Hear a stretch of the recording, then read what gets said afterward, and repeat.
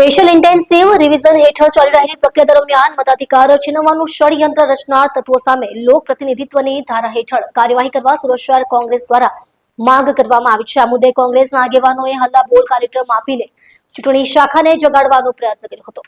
ભારતની લોકશાહીને કમજોર બનાવવાના ઉદ્દેશ્યથી ભરવામાં આવેલા ફોર્મમાં મોટે ભાગે જે તે સ્થળે વસવાટ કરતા તેમજ હયાત મતદાતાઓના નામ કમી કરવા પ્રયત્ન કરવામાં આવેલ છે, જેનાથી મતદાર તેના મતાધિકારથી વંચિત રહી જાય અને એક ચોક્કસ રાજકીય પાર્ટીને લાભ મળી શકે। તંદુરસ્ત લોકશાહી પ્રણાલીમાં મતદાતાને તેના મતાધિકારથી વંચિત રાખવાનો પ્રયત્ન કરનાર લોકશાહીના હિત શત્રુઓએ કોઈ પણ પ્રકારના પુરાવા વિના ફોર્મ 7નો દુરુપયોગ કર્યો છે, જેની કોંગ્રેસ પાર્ટી નિંદા કરે છે।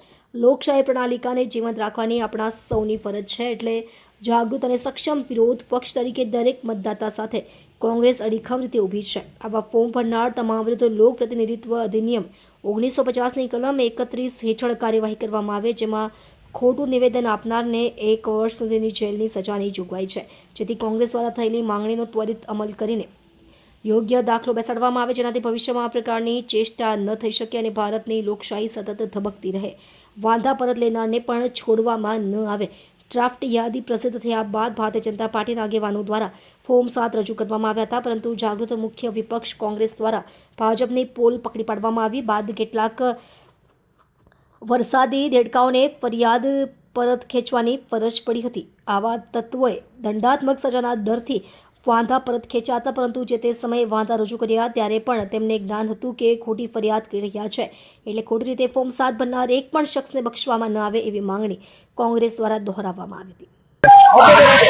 હર્ષદ જરીવાલા, જોઈન્ટ સેક્રેટરી ગુજરાત પ્રદેશ કોંગ્રેસ।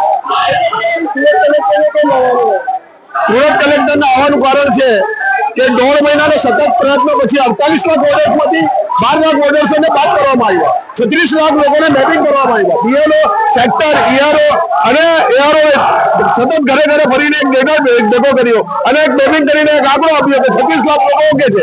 એ 36 લાખ લોકોના આંકડા પર ભાજપના વડોદરાઓ, ભાજપના એમએલએ, ભાજપના કોર્પોરેટર, ભાજપના કાર્યકર્તા હોય 1,16,000 લોકો સામે વાંધાજી ઉચક્યું છે। જે લોકો બીએલઓ જયારે ઘરે ઘરે ફરીને એક સાચી ચિતાર લાવ્યો હોય, કેટલા લોકોનો બીએલઓ બલિદાન હોય, તો શું અધિકારીઓ ખોટા છે કે ભાજપના કાર્યકર્તાઓ સાચા છે?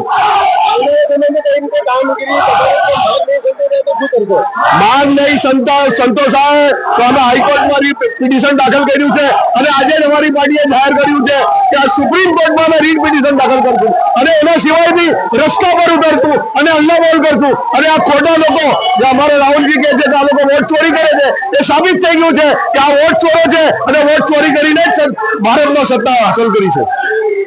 જેવા પઠાણ છે,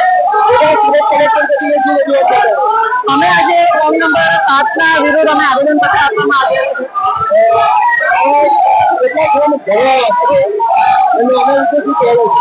એની સંખ્યા હજુ આપણે લિસ્ટ હજુ સાહેબ રજૂ કરો તો અમને સમજ પડે, કેમ કે અમારી પાસે જે ગણતરી એવી છે તે અરાઉન્ડ 50,000 થી વધારે છે।